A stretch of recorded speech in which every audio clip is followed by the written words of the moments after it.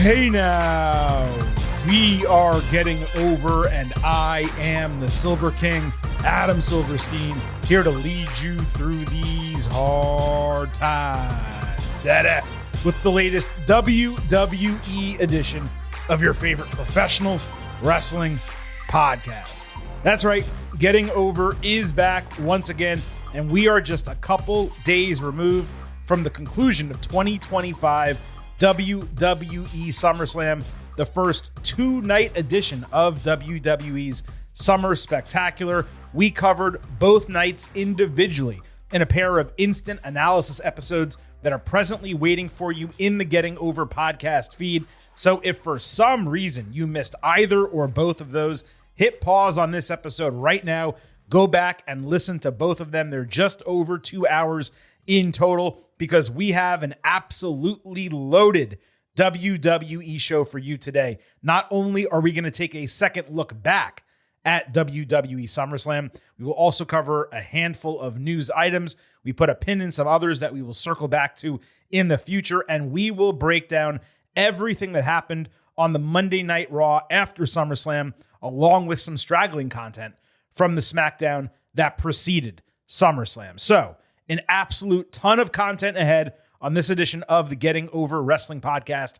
And I would be remiss off the top if I did not remind you that here at this show is all about Defy. So please, folks, stop being marks for yourselves and go back to being a mark for me. Go back to being marks for the Silver King Adam Silverstein, vintage Chris Vanini, and the Getting Over Wrestling podcast in its totality. Head over to Apple Podcasts and Spotify.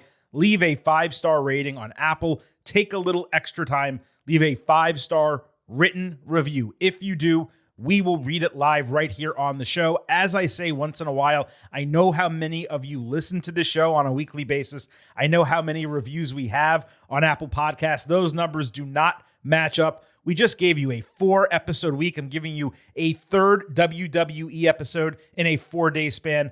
Please take 30 to 60 seconds.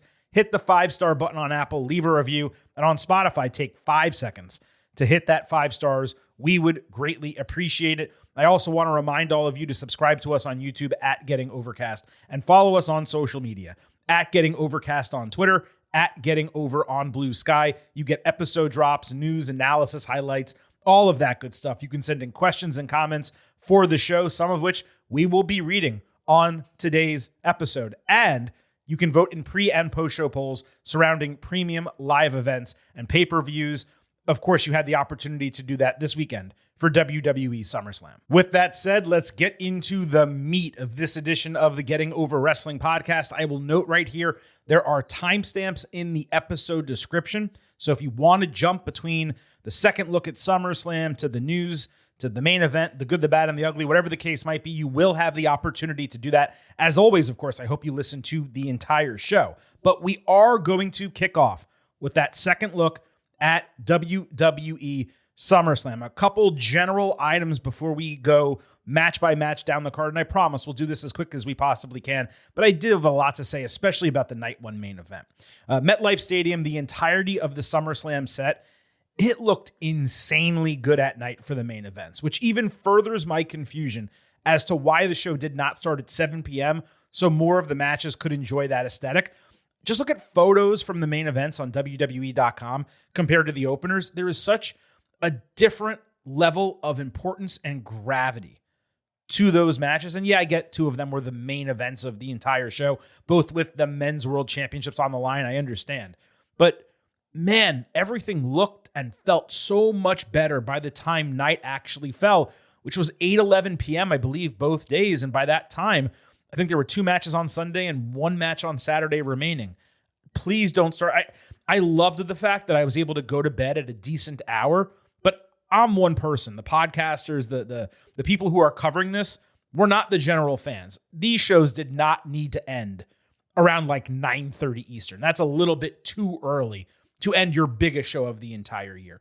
One listener suggested this might have been due to the UFC. And while I could buy that if it was like a B-level PLE in an arena, for SummerSlam outside in a stadium, you maximize everything you possibly can, including the visuals. Somehow, I completely forgot to mention this Saturday and Sunday. Commentary was a two-man booth with Michael Cole and Wade Barrett. Still no Pat McAfee despite it being SummerSlam, and surprisingly no Corey Graves either. At this point, it's fair to assume McAfee's not going to be back until after football season. Dare I say, if at all, I would guess he gives up his partial full-time role at this point and maybe only works off-season PLEs and special events. It's kind of crazy the way this entire situation has transpired with him. Blake Murphy at Chloe Elkown pointed out, WWE did a nice job keeping all the advertising on the black apron and around the ring. None of the bright colors and white backgrounds that have distracted us in the past. That was a great point. There was plenty of advertising, but I got to tell you, the only time I really noticed it was physically on the mat.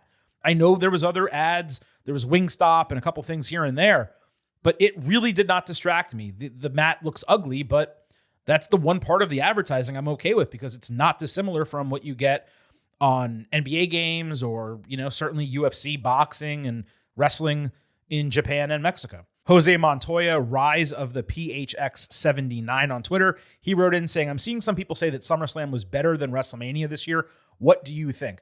This was a great question because, frankly, there's been so much wrestling in the last 4 months. I actually had to pull up the WrestleMania cards just to remember what happened on those shows. 14 total matches. Night 1 had the 5-star triple threat main event, Jade Cargill and Naomi in the underrated match. Jacob Fatu, he won the United States Championship. The slugfest between Tiffany Stratton and Charlotte Flair, but Rey Mysterio got pulled. The tag team match sucked, and Jey Uso over Gunther left a ton to be desired. Sunday had the 5-star triple threat opener, a great Drew McIntyre, Damian Priest street fight, the fun Intercontinental Championship 4-way, the Joe Hendry surprise, but a horrible main event, the really rough Logan Paul AJ Styles match, and an average women's tag team match with Becky Lynch returning. I'd say that WrestleMania had higher highs. The 2 triple threats were, I think, individually better than any match that was on SummerSlam, but they also had lower lows. The men's world title matches were both clunkers. That was a huge downer for WrestleMania. I would say the best 8 matches from SummerSlam were better as a group than the best 8 matches from WrestleMania. Plus, we got a Money in the Bank cash-in, a total redemption in the Night 2 main event, and for those of you who loved it, the Brock Lesnar return. So, yeah, SummerSlam was better, but both shows could have been improved with better planning and better booking. Scoops at EJ Maroon wrote in, can we get some love for Alicia Taylor? She's done an incredible job following in the footsteps of Samantha Irvin. Separate from anything about Samantha, yes, Alicia has been doing an incredible job. Let's not forget, she was doing ring announcing in NXT and then SmackDown when Sam was still with the company. So it's not like she was hired as a direct replacement for her, but she's definitely stepped into the primary role, done an incredible job in her own right. I think between EJ and I, we just said incredible 3 times. Let me change the adjective. She's been doing a tremendous job recently. Look, Sam was legitimately special in that role. She was an all-timer, 2nd or 3rd best ever. Alicia is excellent. She's not quite at that level. It's like comparing, Cody Rhodes to John Cena. Cody's great. He's a big-time white meat babyface, the best one WWE currently has. Is he ever going to be John Cena? He's not going to be John Cena. Now, in terms of this second look, with SummerSlam being 2 nights and given everything we need to discuss on today's show, I was simply not able to rewatch all 12 matches in full. So I focused on the 8 best matches, and then I watched the finishes for the other 4. I figured that would be comprehensive enough for what we're trying to accomplish.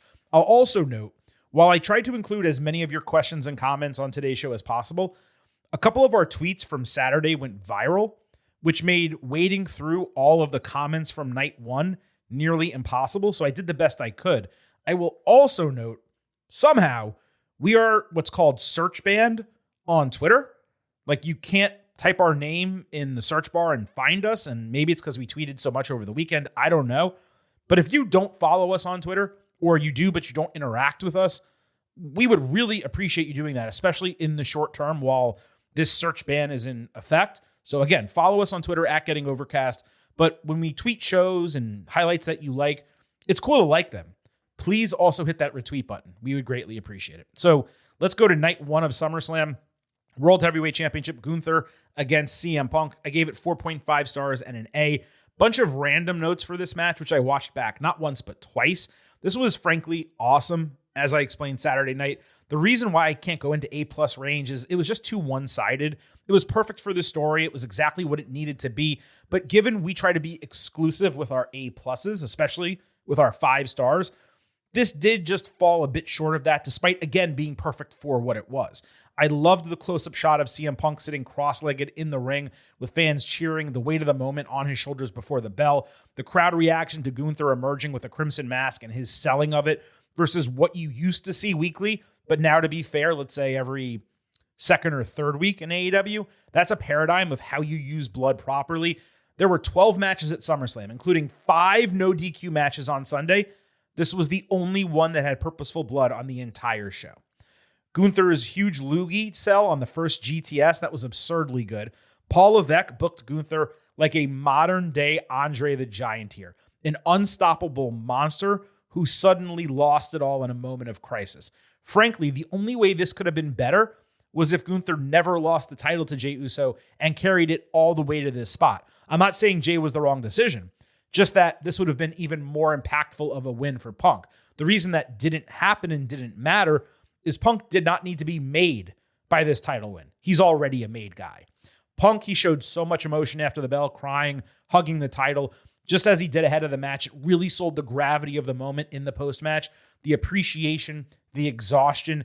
Even without the cash-in that followed, it would have been a spectacular main event. But then you had Seth Rollins come out, playing the Kaiser Soze role so perfectly, especially being out there in regular clothes and not ring gear. The pop was nuclear. The camera even shook a little bit. The fans calmed down just enough seeing him come out on crutches that they were able to get even louder when he eventually dropped them and ran to the ring. You really got to credit commentary for selling this expertly well, saying, oh, he's out there, but he's got 10 months to cash in. Clearly, he's playing mind games with CM Punk. It really took the viewer for a ride in that moment. While Rollins did play everyone for fools, this was one of the least cheap cash-ins that was not announced in advance. Punk was on his feet initially when Rollins entered the ring. He was capable of defending himself. Each situation is handled differently. I did recognize the referee did not ensure Punk was on his feet again before ringing the bell. That's relatively standard for the briefcase cash-ins, so that was kind of a miss. It wouldn't have taken much after Rollins delivered those stiff, really hateful briefcase shots, by the way. That was another great touch, but you just have him stand up like that. Rollins kicks him in the gut. He falls down again. Then you do the stomp. Just make it a little bit more realistic and within the rules. That's all I'm trying to say here. I mentioned all the history at play on Saturday. I forgot to note Seth Rollins' cash-in was justice for Jeff Hardy, who got cashed in on by CM Punk back in 2009, immediately after Jeff had won the title. So that was pretty cool. Rollins' post-match celebration with his crew was fantastic. It's like they were all high school bullies. That fit perfectly with how Bronson Reed stole Roman Reigns' shoes. In fact, I was thinking to myself, I'm not sure Roman actually got them back Saturday night, and we'll touch on that in a moment. Rollins spoke Monday about keeping kayfabe in real life, how Becky Lynch and even Rue had to help him along with it. It was a great touch that he went to Birmingham despite not needing actual work done. I would assume he did a checkup while he was there anyway. And even better, that he wore the brace and used crutches while in public for 3 weeks. I saw some consternation out there about WWE, quote, working the boys and how that could come back to hurt them. I feel like some people can never be happy, okay? It's almost impossible to keep kayfabe in 2025. WWE succeeded in doing so for the vast majority of fans. That should be lauded, not criticized. And I'm sure plenty of people backstage ultimately had an inkling that it was a work as time progressed and as SummerSlam got closer. If they got worked at Saturday night's main event and the Raw after, fine. There were 3 weeks from then till now. I guarantee you the majority of talent knew he wasn't actually injured. All in all, this is arguably Rollins' best year in a decade, and that comes off 2024 being a great year for him. Debuted the World Heavyweight Championship, worked injured again. His last 2 years have actually been like best in the world caliber work. And while Cody Rhodes may be the man and Roman Reigns is the box office draw, there's no one who's been more integral to WWE on a week-to-week basis than Rollins. Him getting this moment at SummerSlam, it felt like the reward for all that hard work. He's been relegated to a number 3, sometimes number 4 role among the men in WWE, and then you add in like a Rhea Ripley on top of that. Yet this title win, it felt bigger than Cody Rhodes by comparison beating John Cena in the main event of night 2. Now, some of that's WWE's fault when it comes to Cody and what they did with John's, face turn on SmackDown. But this felt like a mega moment, and that really carried over to Raw on Monday night, which of course we'll talk about in a little bit. What happens from now until WrestleMania, it's anyone's guess. There's 8 full months, 2/3 of the year. It's possible Rollins drops the title before that show. If he keeps it, I personally would probably book title versus career, Rollins versus Punk. He could enter the match as a grizzled veteran on his last legs, kind of like Logan, Wolverine from X-Men in that movie. If Punk wins, he snuffs out Rollins, gets a real title reign. If Rollins wins, he takes out his greatest rival. That's a night 2 main event caliber match. Rollins versus Roman Reigns, that would be a night 2 main event as well. And we certainly thought that was the plan after WrestleMania 41. Both directions make sense. And it leads me to believe a little bit more that maybe Sami Zayn is not a shoo-in for the Royal Rumble, because I don't see how you can run Rollins-Zayn given these other options. Now, maybe he could fight Rhodes or someone who beats Cody for the title. I'd rather see him against Drew McIntyre or even Randy Orton. I'm talking about Cody at WrestleMania. So I don't exactly know how Sami Zayn fits in here. Maybe Sami isn't bookmarked for WrestleMania, and maybe WWE is going to do a premium live event in Montreal, and that's where he's going to win next year. But they're going way deep on Sami being a world champion in the future, and it seems like if they're going to push that hard, that it would probably happen at WrestleMania. So let's move off this match to the opening match from night 1, Roman Reigns and Jey Uso against Braun Breaker and Bronson Reed. And the breakdowns here on, I promise, are a lot shorter than that first match. 4 stars, A-. While I hate the Yeet Encore stuff, and yes, I did have my finger on the soundboard trigger when it came to them doing that. Not only did I love that the heels immediately snuffed it out, I'll admit on this particular show, being able to see the entire crowd yeeting at the same time, that was a great visual, especially since they didn't really come together when Jey initially came out. They weren't really in sync. While I didn't change my grade on the match, this was even better on rewatch than I remembered. It's a lot of fun, super hot way to start SummerSlam. Roman sacrificing himself and Jey getting the final pin. That was so important for both of their characters. Reigns being a legitimate babyface, Uso being the full-timer who needs the actual moment more. There's 2 types of 4-star matches for me. Excellent bell-to-bell wrestling that just doesn't reach the next level in terms of raising the rent in the finish, or maybe the match is too short. And then star-studded matches that maximize the spots and just bring a lot of fun. They draw significant reactions from the crowd. This was the latter of the 2. I mentioned on the instant analysis, it was weird Reigns didn't regain his Jordan 3s because Raid got laid out here. The shoes were around Heyman's neck. And after the pinfall, he starts backing up the ramp. So really, Roman had no way to get the shoes. My head was down probably doing notes at this point. That's why I missed it initially. WWE Women's Championship, Tiffany Stratton against Jade Cargill. I saw comments about this match only being 7 minutes because Jade can't wrestle longer than that. Bullshit. She's gone 10 plus minutes with Stratton on television, along with Nia Jax, Naomi, and Roxanne Perez. That's just recently. Plus, her match against Asuka was 9 minutes. She wasn't botchy or slowing down here. Stretches of the match were wrestled at a speedy pace, so she was neither incapable of going longer from a quality standpoint, nor an athletic standpoint. Obviously, she's in amazing shape, so that couldn't be the issue. I did some work while rewatching many of the other matches. On this one, because it was so short, I gave it full attention. Jade did great. The only reason this didn't go beyond a B, 3.5 stars, is length. It was the best 7-minute match these two could have put together given the time restriction. If they were given 5 more minutes, hell, double as much time, a 14-minute match, it would have been the best match of Jade's entire career. That's how well she was doing here when it ended. I came out of this wanting to see it again with Jade winning a 12 to 14-minute match. And it's for that reason. There's only 2 explanations I could come up with, having Cargill not only lose, but lose in 7 minutes. The first is if WWE has just decided to punt on her as a main eventer. I don't see why, because she commands presence and looks the part, but I can't imagine the original plan was to have Jade win Queen of the Ring, beat Naomi in their feud, and then lose this match. Why would you book it that way? Especially given Stratton's been nothing to write home about this year, while regularly proving she is not ready for the position she's currently in, both as a character and a promo. The other option is that this is leading to a heel turn for Jade. which, okay, that would be positive, but she's the one who lost in 7 minutes. It's her fault. It's not like Tiffy did something to her. What would she have to be angry at other than herself? If they do move Cargill heel and she does beat Stratton for the title, well, that could set up Bianca Belair and Jade at WrestleMania, especially because Cargill has given Belair the cold shoulder this entire time that she's been feuding with Naomi. Of course, we've been expecting Bianca and Rhea Ripley at WrestleMania this year, especially given what happened last year. So who knows at this point?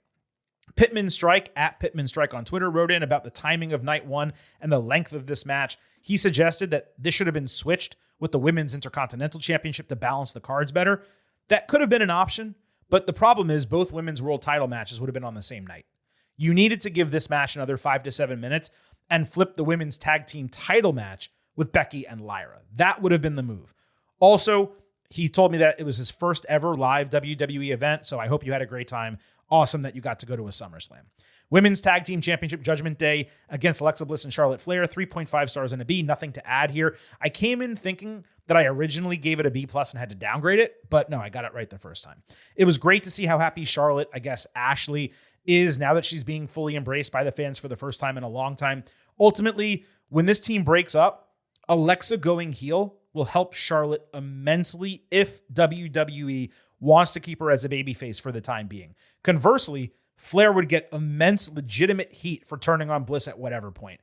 I think WWE should run with Charlotte as long as they possibly can in this type of face role. And again, it's first Alexa being with her, propping her up to that level, and then turning on her, keeping her at that level. Go with that as far as you can, because I promise once it's over, you're not going to get it back a second time. Randy Orton and Jelly Roll against Drew McIntyre and Logan Paul. As I said with the opening tag match, there's two types of B matches for me. Well, wrestled, but not memorable, like the two women's matches on the show, or crazy memorable spectacles that are better than the sum of their parts. This similarly fell into the latter category, and the crowd reaction put it over the top. 3.5 stars here. I hope it's nothing long-term, but McIntyre and Paul, they actually made a great duo, primarily because Drew is such a high-level troll that he was able to play into Logan's like shit heel antics with ease.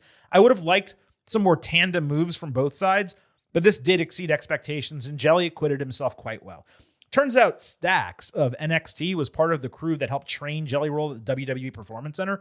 He really put him over on social media, saying in 3.5 years at the PC, Jelly worked and grinded harder than many of the Division I athletes that have come in. Apparently, he broke his finger on the first day of training and didn't let that stop him. He even swept the ring and shit. So, yeah, lots of credit where it's due for Jelly doing everything he did. Celebrities who take wrestling seriously, they are always welcome.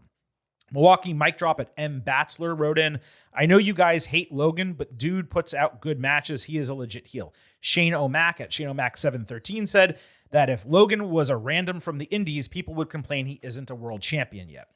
I don't know exactly what you guys are smoking here. Look, he is a legit heel, and I do hate him as a person.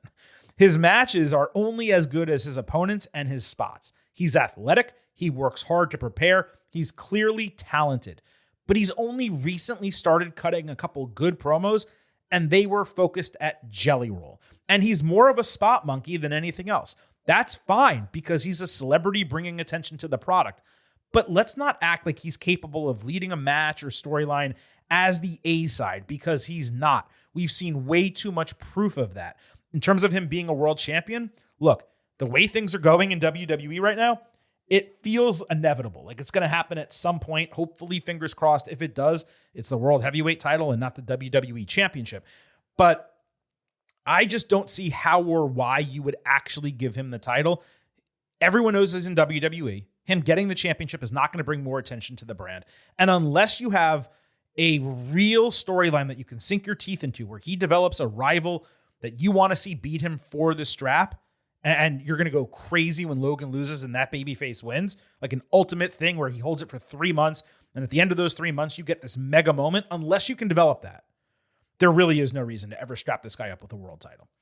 Sami Zayn against Karrion Kross, 2.25 stars and a C. Again, this had no business being on SummerSlam, especially with Zayn winning as plainly as possible.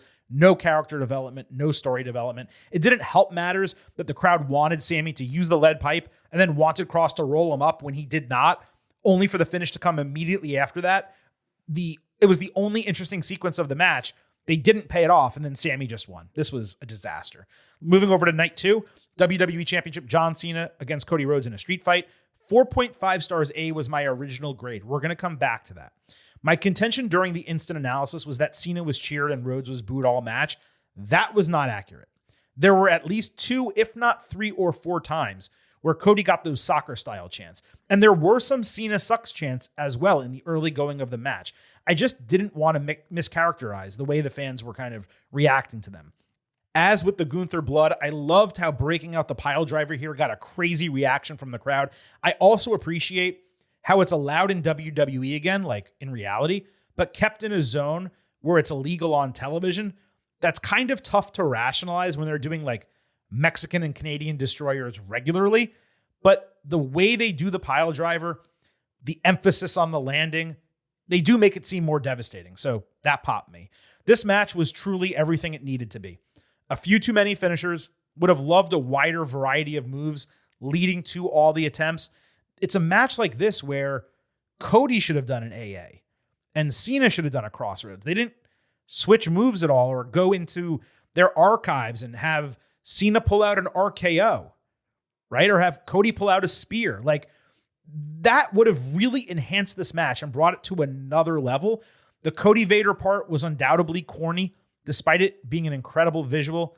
But this is exactly what John Cena versus Cody Rhodes needed to be. And the street fight stipulation was used perfectly.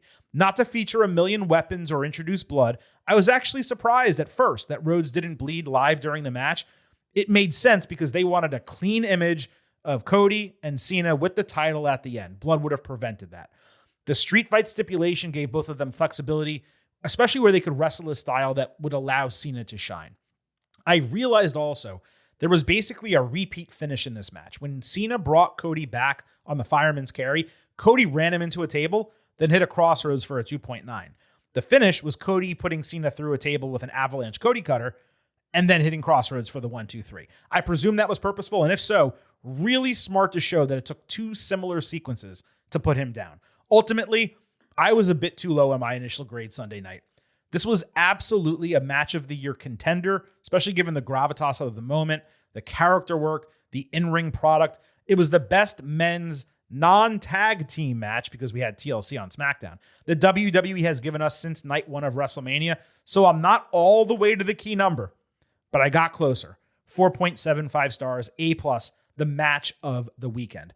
I loved the way Cena acted in the post-match, making it clear that he basically gave 100%, left it all in the ring, both in kayfabe and in reality. I'd be shocked if he has a better match than this over the next few months. There were so many bullets flying Sunday night. I forgot to mention details about the Brock Lesnar return, the way he stalked Cena, the F5. That was identical to what happened in 2012, another legacy callback. And I did want to correct something I said on that show. Lesnar's last match was not SummerSlam against Roman Reigns, last man standing. That happened in 2022. It was SummerSlam 2023 when Cody beat him. Still 2 years nearly to the day.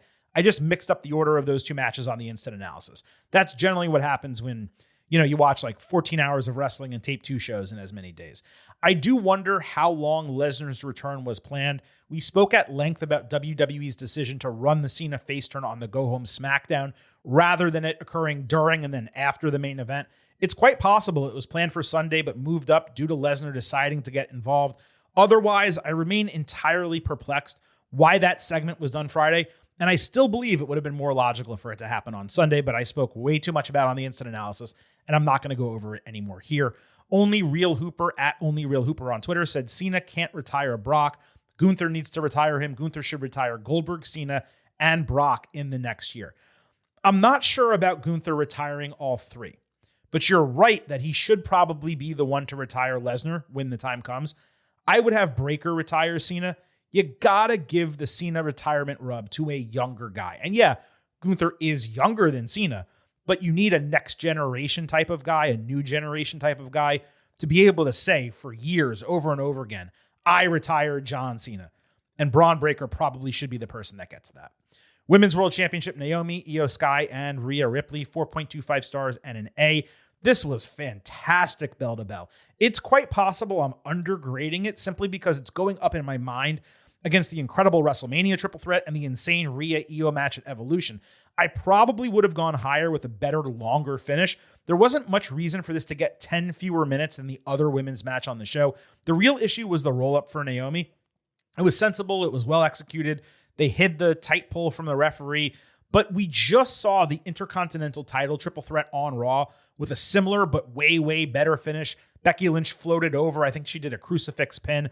Given all the potential pinning variations, I'd have liked to see something a bit more technical from Naomi because we know she's capable of more, but the idea was an escape finish, and even if a roll-up is cheap, it did work for her character. A tremendous opener nonetheless, easily the best of the 4 women's matches on both nights of the card, despite the other match Sunday, which we're going to talk about right now, being great in its own right. Intercontinental Championship, Becky Lynch defending against Lyra Valkyria. No DQ, no count out. Lyra can't challenge for the title again as long as Becky holds it if she loses. Now, I went 4 stars A- here. Let me start with a major mea culpa because, frankly, she deserves one.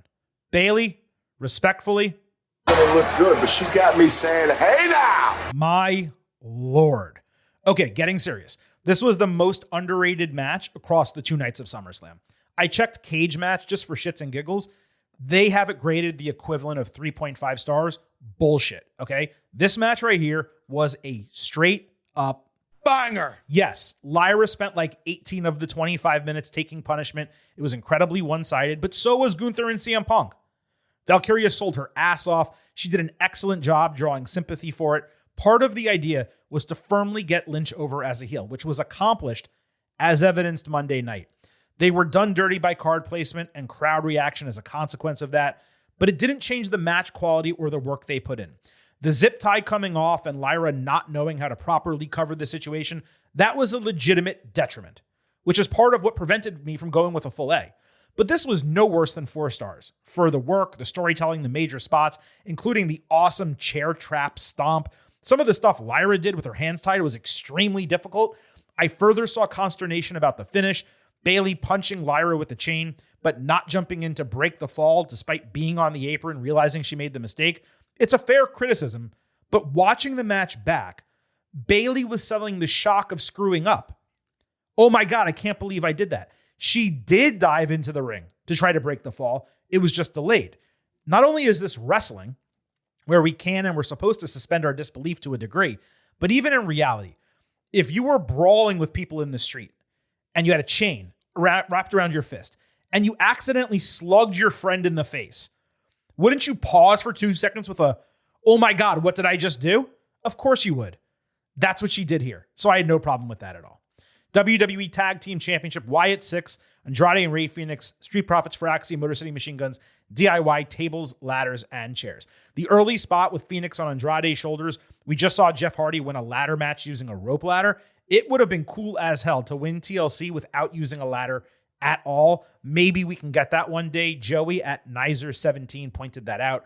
I missed this live, but Wade Barrett said the tag team division complained to management after being left off WrestleMania, which led to the TLC match on SmackDown, and that led to this happening at SummerSlam. Completely fair to assume he was not kayfabing here.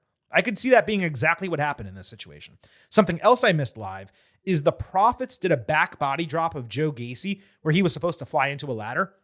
He somehow completely missed it, flew outside the ring. So the Profits redid the spot and got a massive pop out of it. They are so good at improvisation. Some of their biggest spots come from unplanned stuff or just listening to the crowd. The prosthetic limb spot in the first TLC being the most recent example. Unfortunately, again, the whole get the tables thing was completely missed both by the crowd and even production to a degree. The 4-way table spot was ridiculously awesome.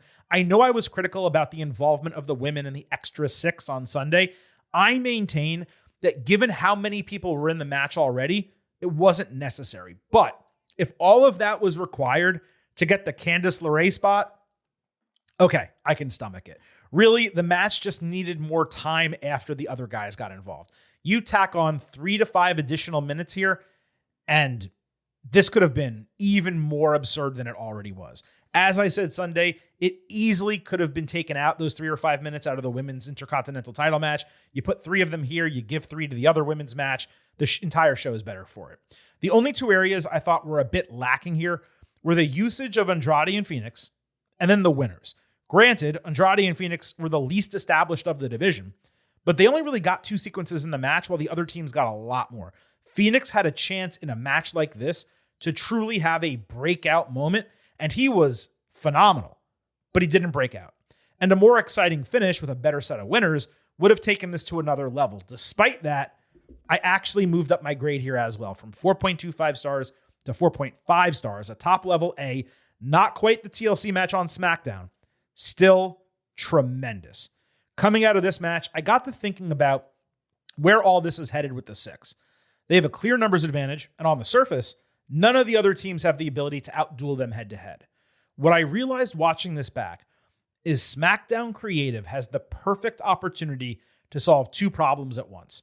Those problems are creating a compelling storyline to get out of the 6 as champions and positioning MCMG as a team actually worth caring about. You have Fraxium, Nathan Frazier specifically, who's been putting over MCMG in a major way, saying they're among his idols, they helped him out on the independents, etc. Real life stuff. We've seen glimpses of them making good with each other on TV. What I would book if I had the pencil, and what I would love to see from WWE, is Motor City realizing they're veterans. They already won the tag team titles shortly after their debut. They should get Fraxium's back with the 6 with a promised title match at the end of the team up. You're giving personality to Motor City, you're giving rub to Fraxium, and you're creating a 4-man team to actually go against the 6. It's win-win-win for all involved. And after MCMG lose the match, then you could have them go heel, which would create an intriguing storyline with DIY. So that's where I am with the SmackDown Tag Team Division. Intercontinental title, Dominic Mysterio against AJ Styles, 3.25 stars, and it'd be a slight downgrade on this match. All of it was fine and nothing more. Should have been much better given the talent and the ability of both guys, forcing the entire thing to be an Eddie Guerrero tribute. It was fun in parts, but it was completely overdone by the time it was over. It was the 3rd worst match on the 2-night show. And then you had the United States Championship Solo Sikoa against Jacob Fatu inside a steel cage, 2.25 stars and a C. Just a colossal waste of time. Doing an extended Bloodline universe without Reigns or Jay simply does not work. It's like what Marvel's currently doing. They reached the apex at Avengers Endgame, and maybe not everything since has been bad, but many of the projects since have simply not worked. They've been a facsimile of what came before them. Jacob is great. He cannot carry this on his own. Jimmy Uso is a terrible number 2 babyface. And while Solo is incredibly entertaining, he's a mid-faction chief leading a group of low-card jobbers without any personality among them. The reason the original Bloodline worked was not only because everyone had their own specific role, they had individual storylines and characters. Reigns was the gaslighter, authoritarian, dominant champion. Sammy was the comic relief wannabe. Jay was the abuse victim who wanted to prove himself. Jimmy, the overlooked, jealous, and wary brother. And then you had Solo, the silent enforcer with nefarious intentions. MFT is Solo as a comedic leader, a tall guy, the worst of 2 Tongans, and an unrelated Islander who just exists for some reason. It does not work on any level. It could. These guys have personality, but it doesn't because they're not being given any opportunity to show it. So that wraps up both nights of WWE SummerSlam. I hope you all enjoyed that second look, revisiting the matches, some of the grades and all that. Not too many changes, but enough I felt was left on the table that we, of course, needed to go over it again. Before we continue, I do need to remind you that here at the Getting Over Wrestling podcast, I happen to love the number 5. and I hope you do as well, because for $5 a month or $50 for the entire year, you can become an official Getting Overhead. Just visit buymeacoffee.com/gettingover. Sign up. You'll get bonus audio, the fastest 5 minutes in professional wrestling, instant reactions to every major show, and exclusive news analysis posts every week. Again, that is buymeacoffee.com/gettingover. We're a free show. We're an ad-free show. We pump out a ton of content, and we try to go as deep as we possibly can. We would greatly appreciate your financial support. And I just wanted to mention, I know a few of you recently signed up. I don't have all the names written down right now. I promise we will shout you out next week right here on the Getting Over Wrestling podcast. Now, we have a ton of show still left. I promise you. The main event, the good, the bad, and the ugly, both of those are coming up. But I'm afraid I've got some news. So look, I have no desire to talk about politics on this show. This was supposed to be an escape for me and all of you from that topic, this podcast. And originally, this was going to be something I avoided entirely. But WWE made that impossible over the weekend by showing footage of Paul Levesque at the White House with the man who currently holds the office of President of the United States during both SmackDown and Night 1 and Night 2 of SummerSlam. This footage was actively and loudly booed, similar to the reaction Hulk Hogan got at the Netflix debut on Monday Night Raw. And having Michael Cole utter the tagline on top of that was extremely off-putting as well. Now, we asked WWE for comment on the decision and subsequent reaction to both what Triple H is doing and the return of Brock Lesnar, which we will discuss in a moment. We didn't get so much as a no comment. We got completely ignored. WWE and TKO, they're trying to have their cake and eat it too, dipping their toe into pushing politics on the audience while not addressing the fact that they are actually doing it. Say what you will about Dana White, and if I had the time, trust me, I would say a lot of negative shit about Dana White. But at least the dude has the balls to answer questions on the subject, even if he lies claiming he's apolitical. There's no such thing as being apolitical these days, not in 2025, not in the United States. And while we obviously knew about the alignment of the McMahon family, this was Triple H in the forefront, standing shoulder to shoulder with those people. And this was WWE deciding to broadcast that on its shows. This has nothing to do with a fitness council.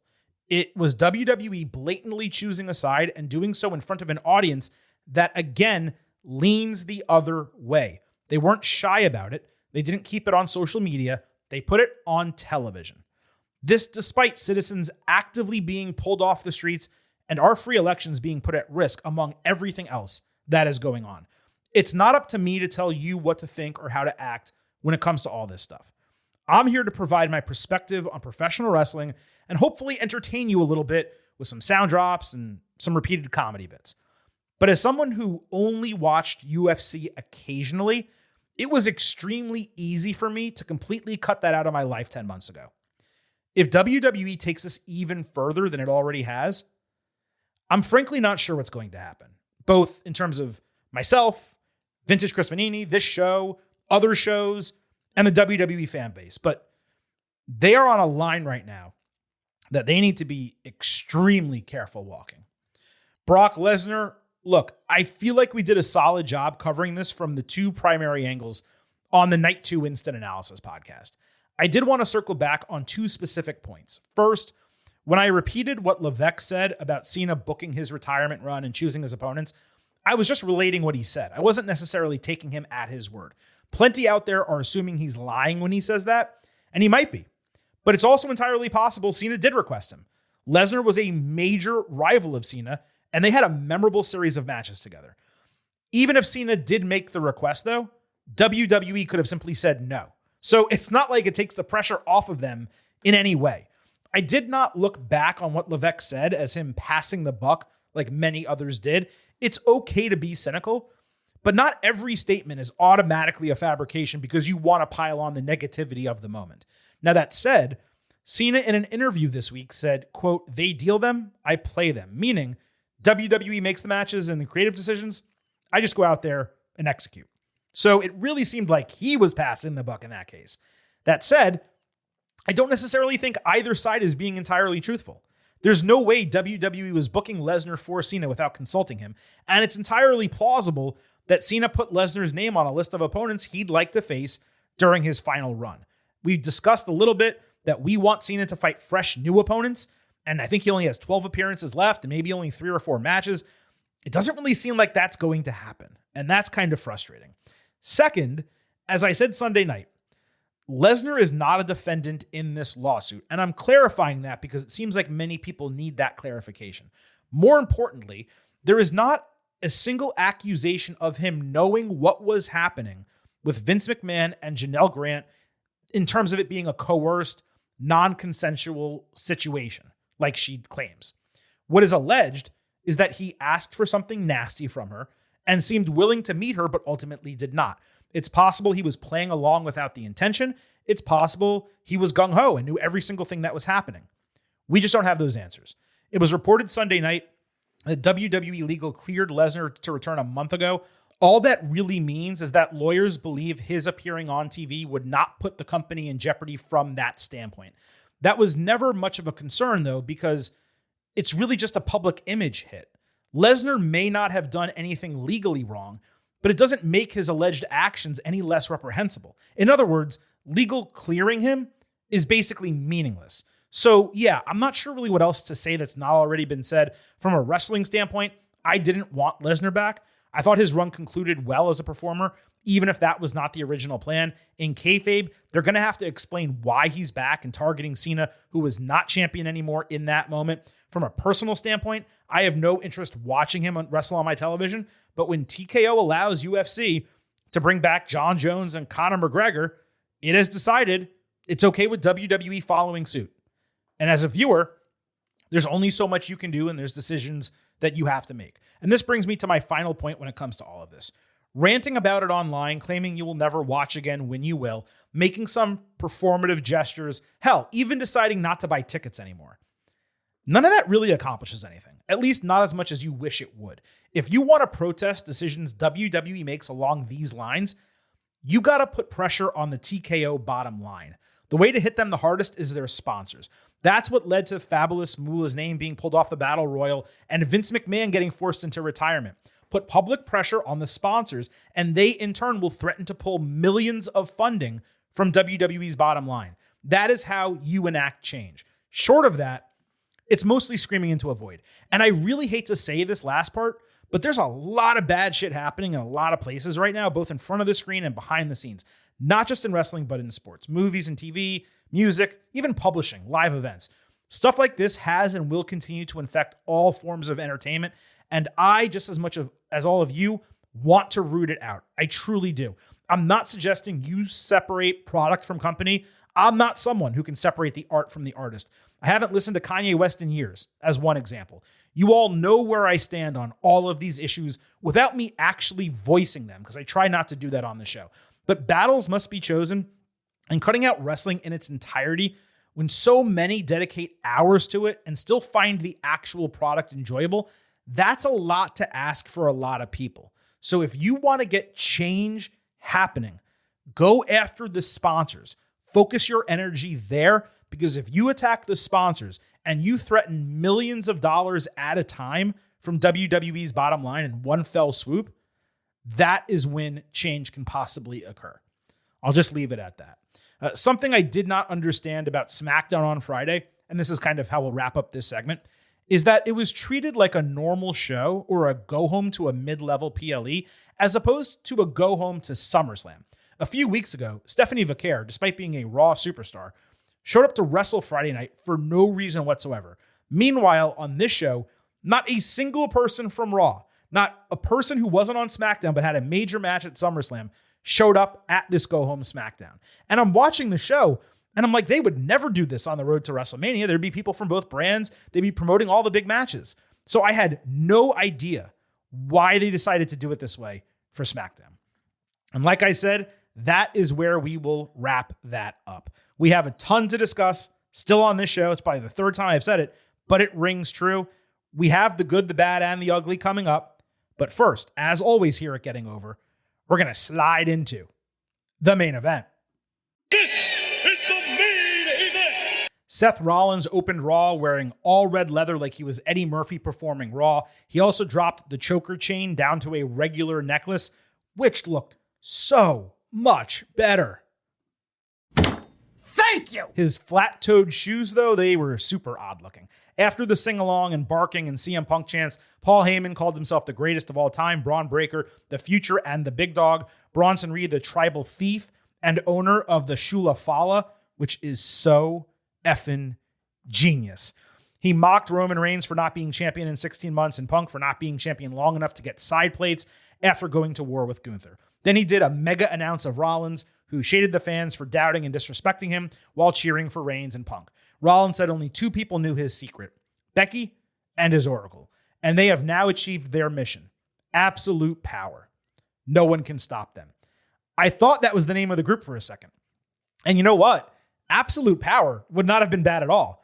But then he continued.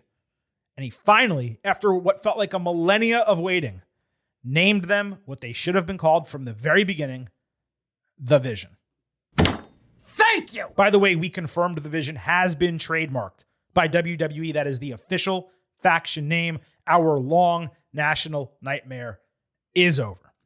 LA Knight immediately answered, I told you not to worry about LA, asking out loud why Rollins had to fake an injury when he already had the Money in the Bank briefcase. His contention, Seth was afraid of catching a true beating beyond a single BFT. Knight said Rollins pulled the wool back so far over his eyes, he forgot Knight was the last one to beat him, so he's effectively granted him a World Heavyweight Championship opportunity. Obviously, Rollins declined an immediate challenge, which led Adam Pearce out, saying he would not normally make a world title match on zero notice.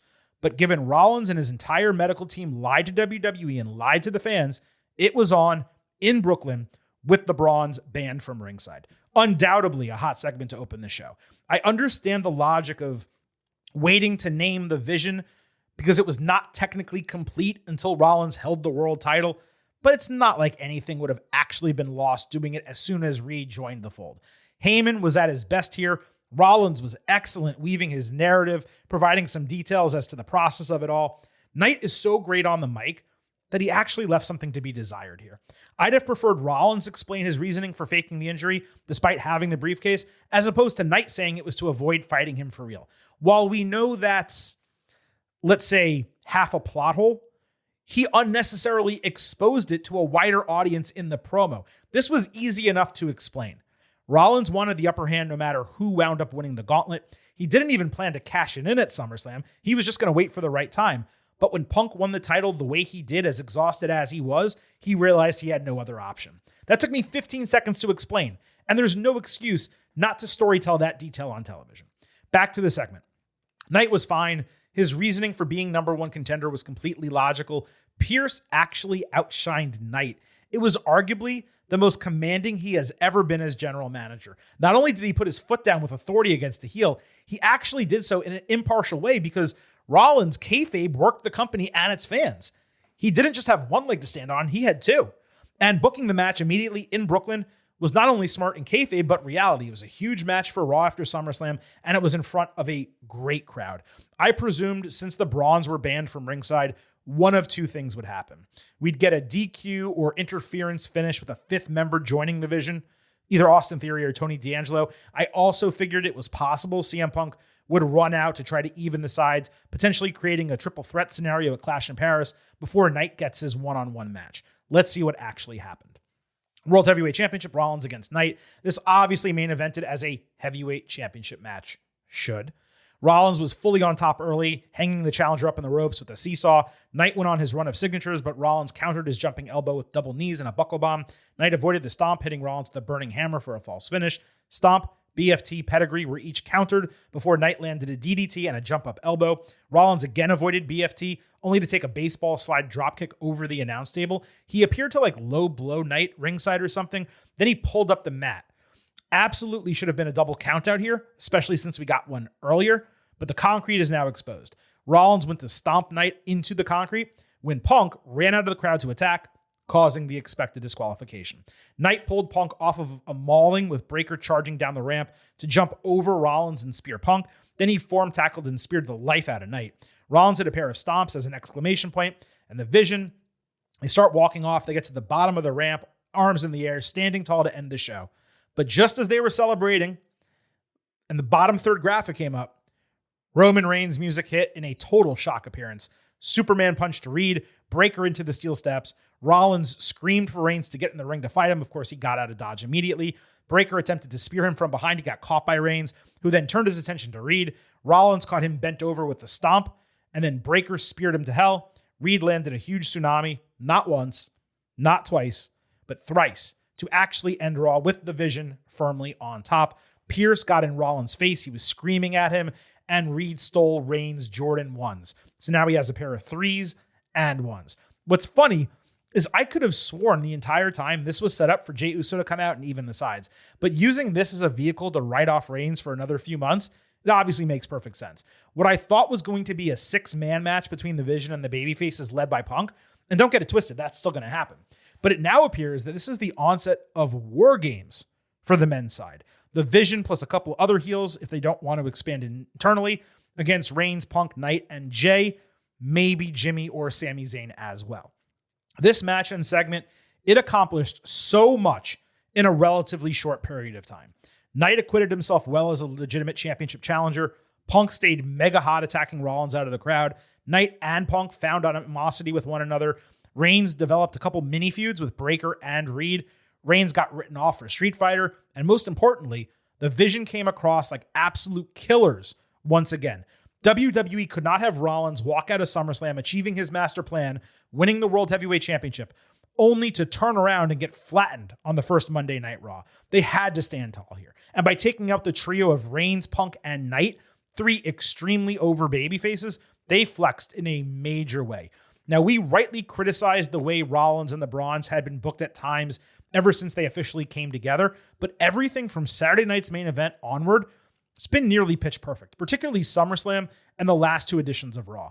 Reed walking out there with 1s to go along with the 3s he's already owned from Reigns was a cherry on top for me. Tribal Thief and the Shula Fala is a great way to get him over as a bully character beyond him being an excellent wrestler and an absolute monster. I said last week, you can't have shit in Detroit. Apparently that extends to Brooklyn as well. I also feel like WWE, they're missing a huge branding opportunity by not renaming his move the Shunami. I'd buy a shirt with that for sure. Wouldn't think twice about it. On top of that, a huge relief to see Breakker was not only okay from the knee cell at SummerSlam, but apparently 100%. Losing him would have been rough at this juncture. With the booking we got Monday, I'm even more convinced the Vision needs to add 1 or 2 more members. The Bloodline was strong with 4, but they had numerous inherent advantages in years of working together. The Vision is already being confronted by a massive trio of babyfaces. After just 4 months, their ranks theoretically should grow. Theory, D'Angelo, Carmelo Hayes, they got to bring in at least 1 more guy, if not 2. And the Brawns do need to go after the tag team titles now. I saw people complaining that Rollins and Punk is still ongoing. Do you want long-term storytelling or not? Like, what exactly are they doing together that's not been good or great television? There have been plenty of pauses. They keep coming back to one another, just like Batman and Joker. I saw others complaining about the DQ finish. Did you think Knight was going to win the title and Seth Rollins was going to have a 24-hour title reign, or 48-hour title reign? Would you have been okay with Rollins beating Knight either clean or via interference? Yeah, Punk was running in for the DQ, and he did help Rollins keep the strap, but he did it as the dude was about to stomp LA into concrete. It's not like he actively cost Knight the title. Sometimes I wonder if certain fans watch the same shows I do. I also wanted to shout out Levesque for the way he's been booking Reigns. It's the paradigm of how a part-timer with his star quality should be utilized. Consider the juxtaposition between Reigns booking and the way Lesnar was treated under McMahon. Always the champion, showing up to 1 TV show before a pay-per-view, doing nothing, then wrestling a match. Reigns is not only giving his all when he's actually around, he's taking major punishment and regularly giving rub not only to active talent like Rollins, but younger talent like Breakker and Reed and the new Bloodline when that feud was happening last fall. Let's wrap this up by talking about Knight just a little bit. As I said Saturday night, there was really nothing to worry about with him. He's being prominently booked in a top storyline on Raw.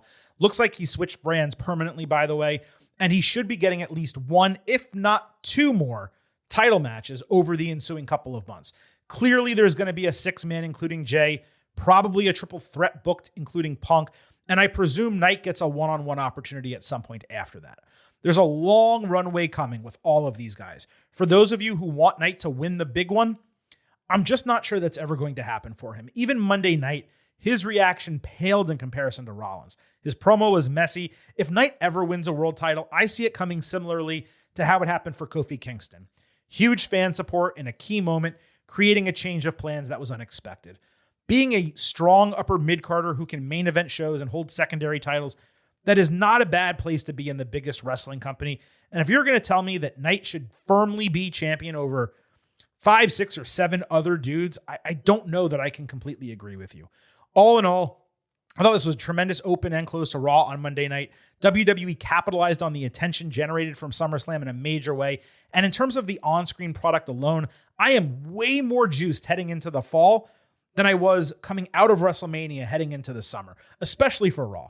No clue what's going to happen Friday night on SmackDown, but that show badly, and I mean badly, needs to pick up some steam. Losing night to Raw, Cody being champion, Cena not being heel anymore, the women's division being what it is. I mean, they really need to do a whole refresh starting this Friday night. So that wraps up the main event. We still have an absolute ton to discuss. I think I've now said that, 6 times on today's show? We have a lot left to discuss from Raw and SmackDown, and we're going to do it all in the good, the bad, and the ugly. Hey, yo. Survey says one more for the good guy. Say hello to the back. Don't sing it. Bring it. While Vintage Chris Vanini is the one in Europe this week, I, for the first time, had the opportunity to watch the international feed on Netflix for both SummerSlam and Monday Night Raw. Something strange I noticed is that at random times, Michael Cole's microphone just gets cut off. I presume it's because he's saying something that only relates to American audiences, but I cannot understand what he would be saying that would require him to be muted. I'm going to have to go back and see what words are coming out of his mouth, but the real reason I did this was to finally experience Raw without commercials. Here's what I learned from Monday night. Unless I lost count, there were 11 total breaks. 8 of those 11, 73%, were either entrance continuations, match continuations, or highlight packages. Certainly better than commercials, but as an American viewer, you're not missing that much. The other 3 included New Day being hysterical on commentary, Naomi getting a live local promo that actually got cut off, and Judgment Day getting a promo, none of which were shared by WWE on social media. The JD promo probably should have been because it actually established something for the tag team division, and we'll talk about it in a little bit. For this week at least, I'd say American viewers didn't miss much that's important. However, as we've seen in the past, there have been quality segments in these commercial break spots. So I'm going to keep an eye on this going forward. I will mention on the show anything important that comes from them. I'm not going to do the math every single week, but I just wanted to let you know what happened Monday as I got the opportunity to watch the international feed for the first time. Michael Cole claimed on TV he spoke with Nick Khan and Paul Levesque, who said they reached out to Brock Lesnar a few weeks ago and all agreed it was time for him to come home. On its face, this added absolutely nothing to the story of Lesnar returning. Of course, that's how it would happen. They're the people who sign talent. I thought it was really odd they had Cole say this. Cole later announced that Gunther suffered multiple nose injuries that would keep him out of action indefinitely. It had previously been reported Gunther was dealing with an issue in his nose, like a broken nose or a septum or whatever the case. Should only be a few months recovery. I could see WWE keeping him out an extended period of time all the way to the Royal Rumble. If Lesnar is not just doing a one-off with Cena, having Gunther eliminate him from the Rumble to build a WrestleMania match, keeping both of them away from the title makes way too much sense. Io Sky backstage thanked Kabuki Warriors for their support when Rhea Ripley came up to pull her away. Ripley said she heard Io ask for a one-on-one match with Naomi, which she admitted, given she didn't get pinned at SummerSlam, was legitimate. Instead of arguing, Rhea supported her, demanding she beat Naomi. That way Rhea can finally beat Io for the title. Sky reminded Ripley she's never going to beat her. This gets a good for now, at least, simply because we avoided Mommy in the Bank for at least 1 week. With Stephanie Vaquera ahead for Naomi, I hoped that Io's one-on-one match would occur after Clash in Paris, but it got thrown on next week's show. So hopefully it's the main event at least. It seems like the Warriors are getting booked as a team now. The bottom third nameplate did not revert to them individually. A bit annoying because both of them were doing great as singles. Kairi Sane was finally winning matches. She looked good in the ring. But if the mid-card is going to be dominated by this extended Lynch storyline, better to use them as a tag team than nowhere. What really hit for me here was Io's shit-talking of Rhea, plus Ripley actually realizing she has no avenue to actually get another title shot right now. Maybe she'll actually take stock of her situation, get some real character development for the first time, at least for the first time since she's exited Judgment Day, because she did develop her character in that group. It did kind of seem like Asuka gave Io a side eye here, so I wonder if they somehow wind up feuding after she loses the Naomi match, and if so, we're going to get Io and Asuka in a legit match. I'm here for that, you know. Naomi cut a commercial break promo, like I mentioned, saying she thought New Jersey was trash, but Brooklyn is even worse, and now she understands why they all want to come down to where she lives, Florida. That got heavily booed, and rightfully so. Naomi said it would be better to keep the trash in that area, and next on her list was Stephanie Velcro, which was pretty funny.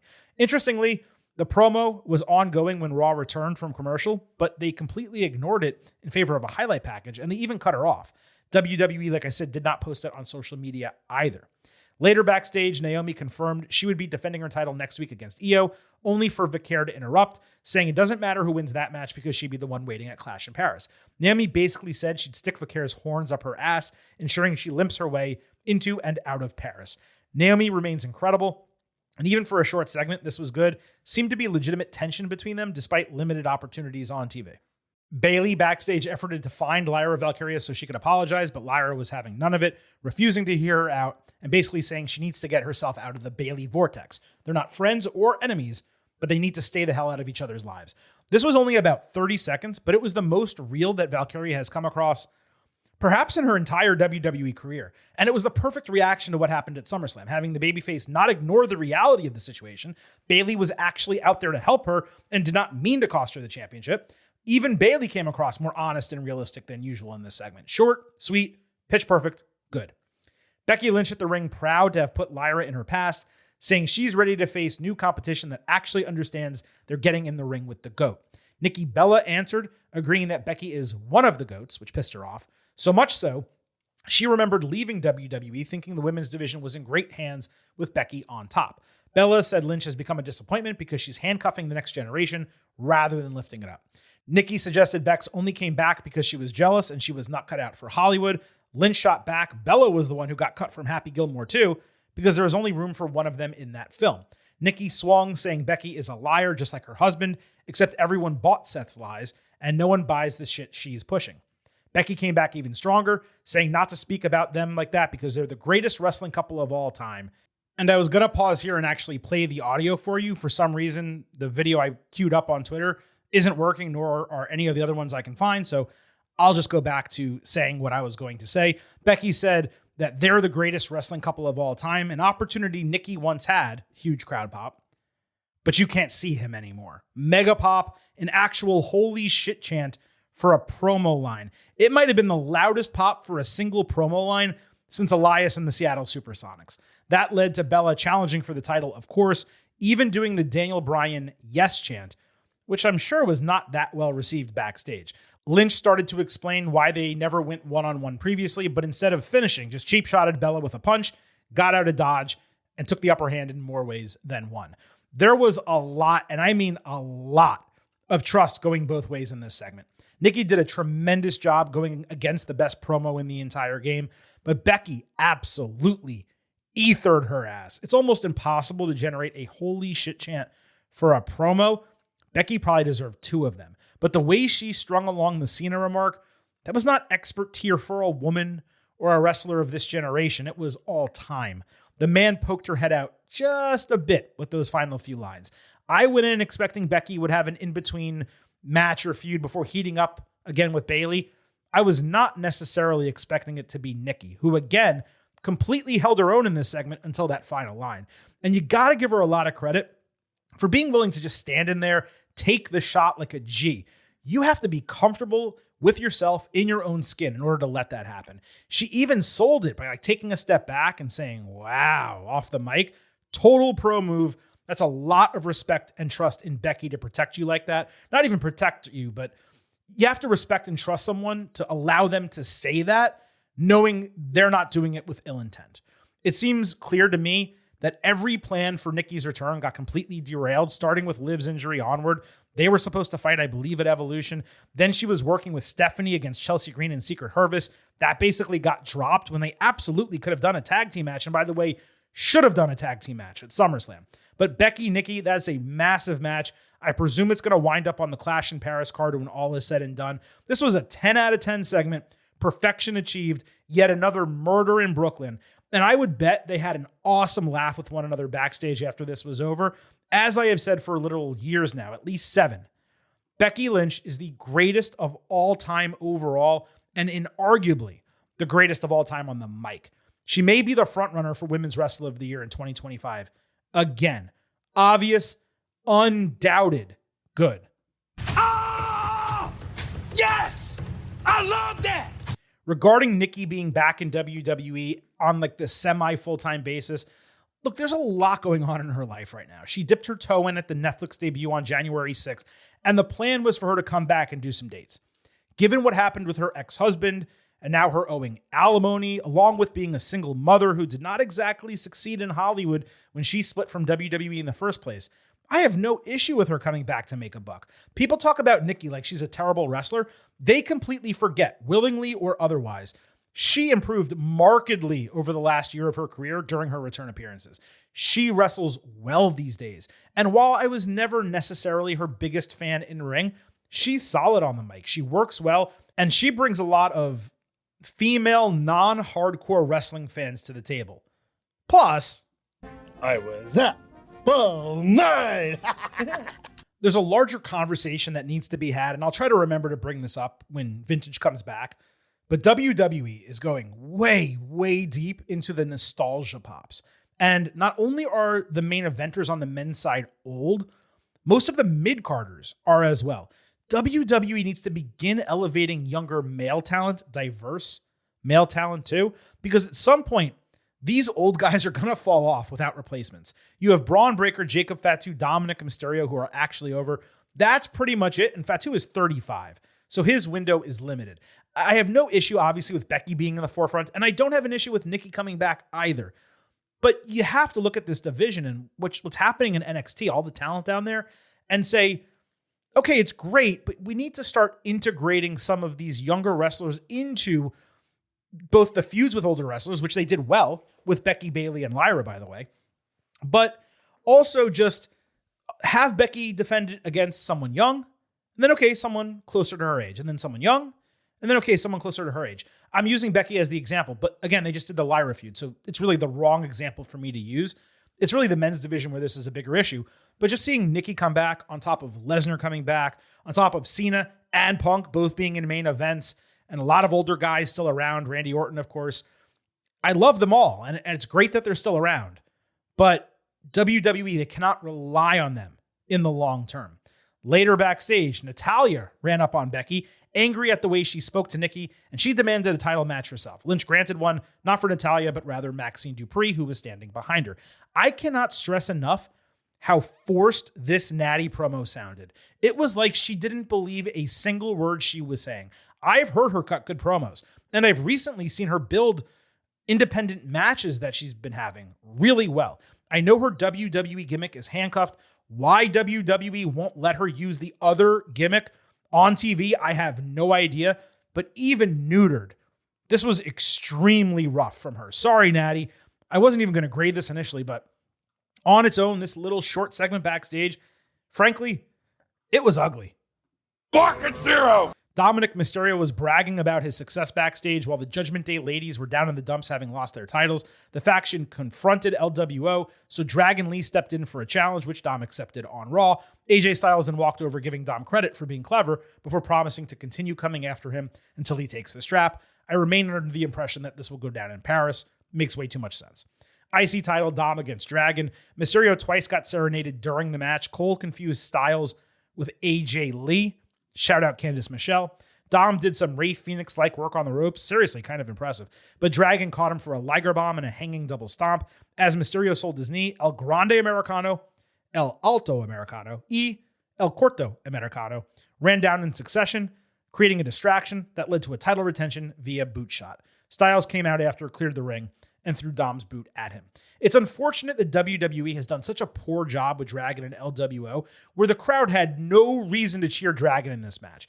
Dom is immensely over, so maybe it wouldn't have mattered that much, but fans have no reason to care about Dragon at all, let alone as a title challenger, which sucks because he's really talented and he's got some personality. The work was strong. The continued development of Americanos popped me. The second one still appears to be shaped like a Pete Dunne. The third one is smaller in stature, shaped kind of like a Tyler Bate. Amazing that they somehow keep replicating in Mexico, making their way to the US. I'm going to give this a light good because even the Judgment Day backstage segment was the weakest we'd gotten from them in a few months, but the match was solid and the deployment of Americanos was a lot of fun. Alexa Bliss and Charlotte came out in full gear with the latter remarking it was her first "You deserve it" chant ever. Each stole the other's title. They had a fun little back and forth that was basically going nowhere until Judgment Day interrupted. They said no one cares about their friendship. They want the gold back. The champions accepted the challenge immediately. Pierce came out seeming like he was going to deny it, only to swerve and set up the match. So, women's tag team titles, Bliss and Flair defending against Raquel Rodriguez and Roxanne Perez. The faces hit stereo natural selection with Cole again missing the call. I think he straight up forgot that's one of Flair's signature moves. Rodriguez caught a Bliss cannonball, driving her chest first upside down into the barricade before booting her beyond it. Huge pop on the Charlotte hot tag. She had a big flying crossbody before her awful cartwheel clothesline. Corey Graves said this is technically, called a front walkover. Too wordy and tougher to describe through this audio medium.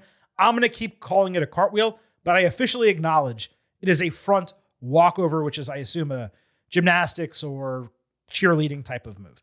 Charlotte landed another perfect double moonsault, and I'll note here, I don't think she's doing the moonsault ringside anymore, which is her worst move by a mile. And if they've cut that out of her arsenal, amazing decision. We've been begging them to do that for like 5 years now. Anyway, she landed that moonsault only to get taken down by a Roxanne Hurricanrana and a Raquel corkscrew elbow for a broken fall. Bliss hot tagged, but she got pulled out of the ring. She saw Perez attempting a tope of some kind. She perfectly slid into the ring, caught her running, hit the Abigail DDT to retain. Great little match, got tremendous reaction from the fans. I think this was better than their championship win at SummerSlam. 3.75 stars B+. Given how few actual teams there are in the women's division, I actually hated that this got run back immediately on Raw. Unless WWE is going to develop a bevy of teams on the back end, why would you basically eliminate the second most legitimate duo that you have, only behind the Kabuki Warriors, just 48 hours after the titles changed? Proof is going to be in the pudding here. I did not care for the introduction at all. Bliss and Flair have incredible chemistry in the ring. They're really odd in talking segments. The match resolved those issues by completely delivering, and this did get a good. Brendan in Boston on Blue Sky wrote in, insane to me that during this run with Judgment Day, when they were holding 5 belts, they never once brought out the entire faction for an in-ring promo or segment, all backstage stuff. I agree from the standpoint that we should have gotten that visual, and it would have been cool for the crowd to pop for all of them. But the Judgment Day and their clubhouse, it's a unique thing that they have and others do not, similar to the Bloodline and the Roman Reigns locker room. So I don't mind them existing in that universe, but for one of the title matches or whatever, when like Finn Balor would just send Dom out by himself, it would have been nice if they were all out there together at one point, all holding gold. And it's unfortunate that now they've dropped the titles and that's pretty much over. Speaking of him, Finn Balor and JD McDonough got the other commercial break promo, saying it was an up and down night for Judgment Day, good for Dom, bad for the ladies. He tried to put over Liv Morgan's rehabilitation. Then he said under his breath that she was going to be out 6 to 8 months. Balor said the ladies would do well rebounding and learn from them, the best tag team in the world. McDonough pointed out they've run through the entire Raw division, challenging anyone else to come at them, promising they would get beaten too. This might have been the first time these guys were allowed to cut a promo as a tag team only. Again, for some reason, this was not published on social media. United States Championship, Julia against Zelina Vega. This was on SmackDown, of course, the go home to SummerSlam. Julia got light chance at the bell. She locked in a wheelbarrow-style crossface that some would pay extra to get done to them. Then she pulled Zelina up for a forward stomp into the canvas that got a nice reaction. Zelina got a couple really cool pinning combinations, a nice high-collar German suplex, a side-legged meteora, which I've never seen before, and an avalanche German suplex. Julia came back with an avalanche butterfly suplex from the top rope, an arrivederci knee, and a spinning Michinoku driver that was accidentally called her finisher, all for a false finish that shocked the fans. Vega nearly caught her with another pinning combination, but after adding a backstabber, Julia got knees up to block a moonsault. Unfortunately, Zelina connected with one of her knees on Julia's forehead. They still sold it as a block. Julia then basically hit a Northern Lights bomb to retain the title. This was Zelina's best match since she got reintegrated into being an actual competitor by a literal mile, and one of the best singles matches of her entire career, if not her best, period. I don't want to say that without like really thinking back. Julia was amazing, of course, and she was a huge reason why this came off so well, but Zelina was step for step with her most of the time and acquitted herself nicely. This is the type of match Zelina needed to have as champion, not only to establish the title, but herself as a legitimate holder of it. Unfortunate, it took so long for this to come, but she, Julia, and the U.S. Championship, all of them went over Friday night. It was Julia's best match on the main roster now that I think about it, and it was easily the second best segment on this go-home show. Yes, I said best like 10 times here. It's all true. They really worked well together, and I'm glad Zelina got the big kick out because she had such a lacking title reign that accomplished nothing. This should be the start of a huge run for Julia going forward, and I was particularly pleased that Kiana James didn't factor into the match at all. This was a concern at first. 3.75 stars, B+, and a good. The only criticism I have about all of this is Kiana visually looked ridiculous next to Julia. She was still doing her like over-the-top, sexy office worker look from NXT, even as a manager and a second, not a wrestler in this case. I buy that look for her as a businesswoman working individually, trying to be sexy. But if she's going to be responsible for someone else as their manager, she needs to dress a little bit more seriously. It was an odd pairing seeing super serious Julia filled with aura, and then Kiana, who very much looked like, let's just say she looked like she could be in one of those videos, if you know what I mean. We had Damian Priest against Aleister Black. Priest was on defense for the entire first portion of the match until he did the old school crossbody. Not sure if I've ever discussed this move, but I hate it. It's an unnatural motion going from holding someone's arm to doing a crossbody of them.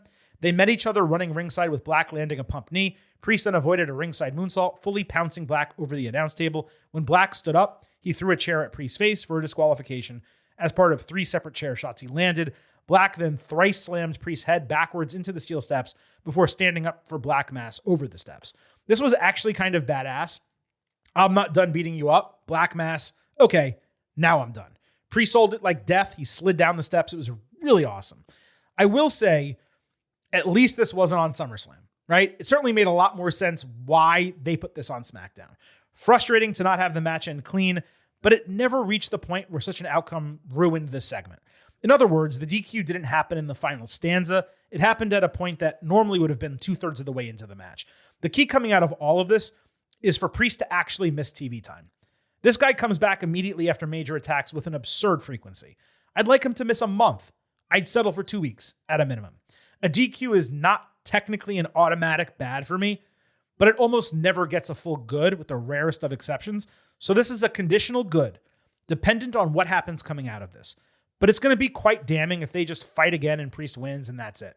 Unlike Rusev, Black actually has a chance to get over and become a valuable character for WWE. In order to do so, he needs to win stuff and not just have like one-off solid attacks here and there. We had Sheamus against Rusev on Raw once again. Oh, we got 2 big meaty men bumping me tonight. Sheamus had avalanche white noise early. Much later, he did a catch body slam into the announce table. Rusev ran Sheamus into the steel steps, then gave him a taste of his own medicine with 3 beats over the barricade. He got distracted by fans booing him. That allowed Sheamus to reverse it into 15 beats, while a double countout was ruled by the referee. Sheamus snapped. He shoved some officials. He got steel steps driven into the side of his head by Rusev.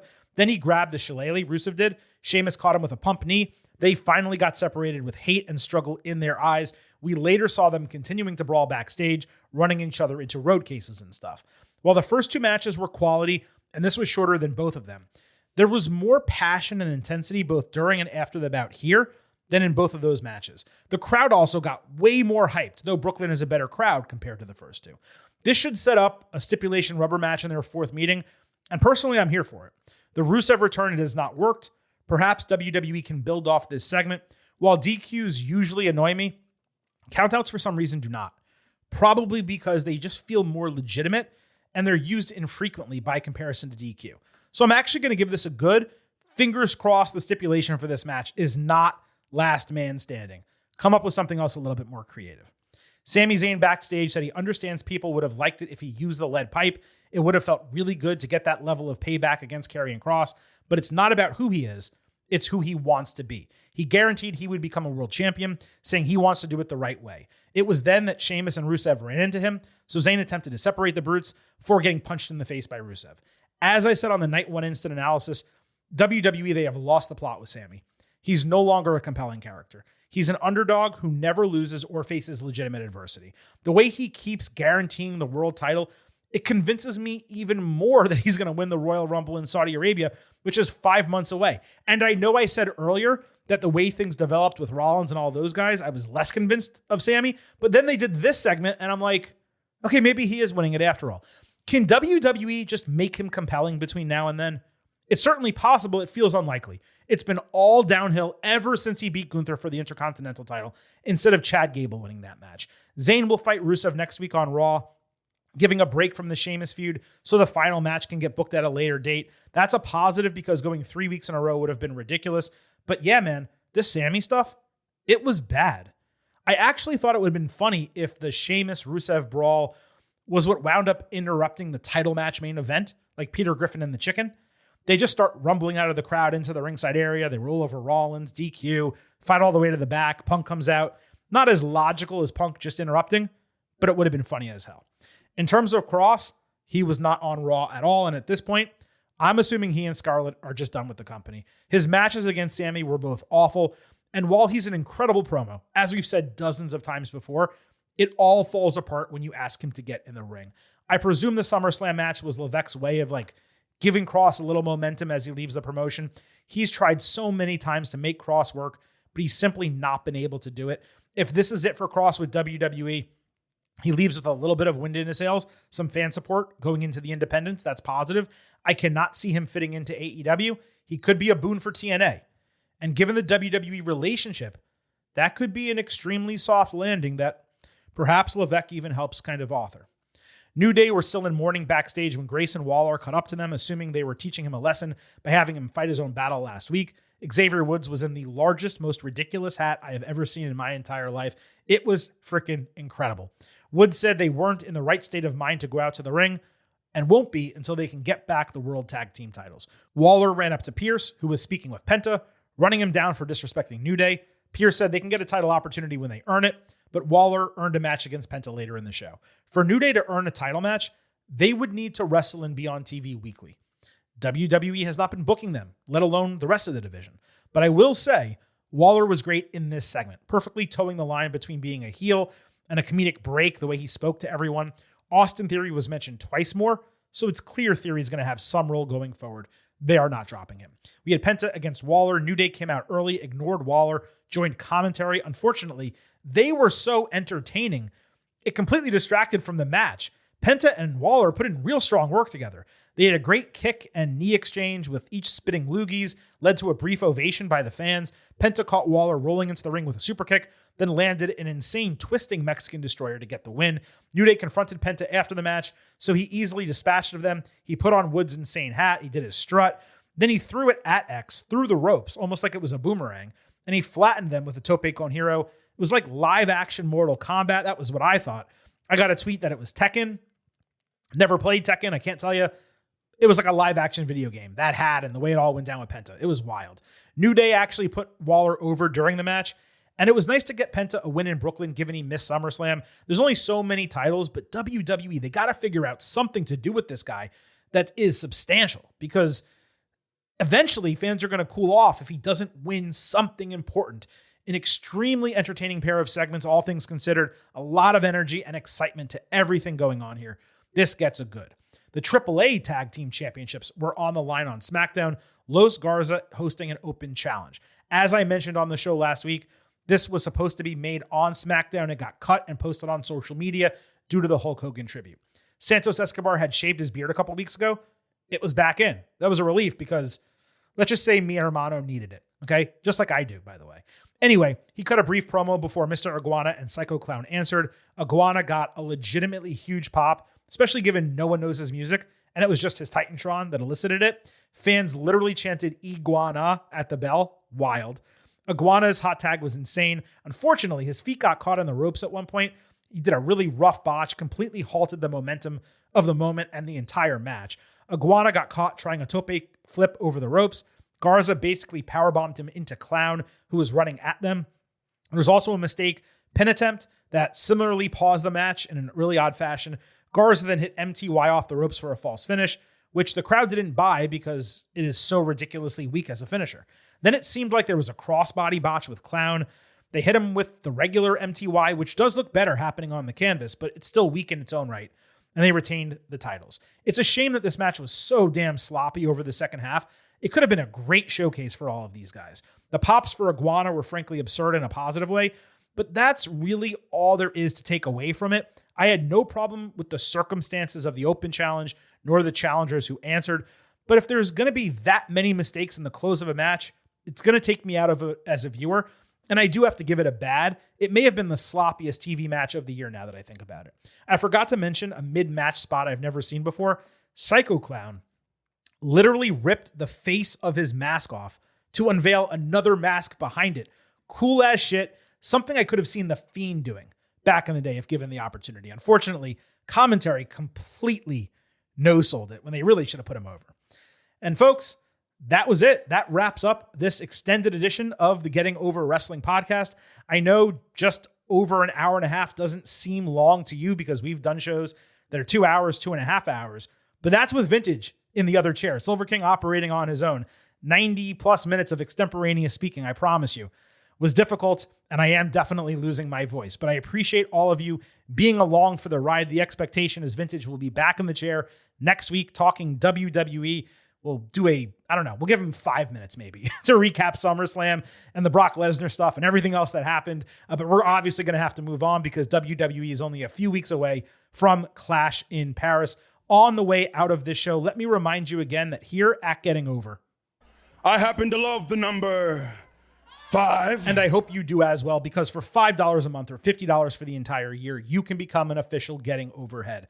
Just visit buymeacoffee.com/gettingover. Sign up. You'll get bonus audio, the fastest 5 minutes in professional wrestling, instant reactions to every major show, and exclusive news analysis posts every week. Again, buymeacoffee.com/gettingover. We're a free show. We're an ad-free show. We would greatly appreciate your financial support. Don't forget to subscribe to us on YouTube at Getting Overcast. Full-length audio episodes, full-length video interviews on there. Please remember to follow us on social media at Getting Overcast on Twitter, at Getting Over on Blue Sky. You get episode drops, news, analysis, highlights, all of that good stuff. You can vote in pre- and post-show polls, as you heard about on our SummerSlam instant analysis episodes, and you can send in questions and comments for the show, as you heard on this episode. Lastly, folks, please remember, It's all about Defy. so head over to Apple Podcasts and Spotify. Leave a 5-star rating on Apple. Take a little extra time. Leave a 5-star written review. If you do, we will read it live right here on the show.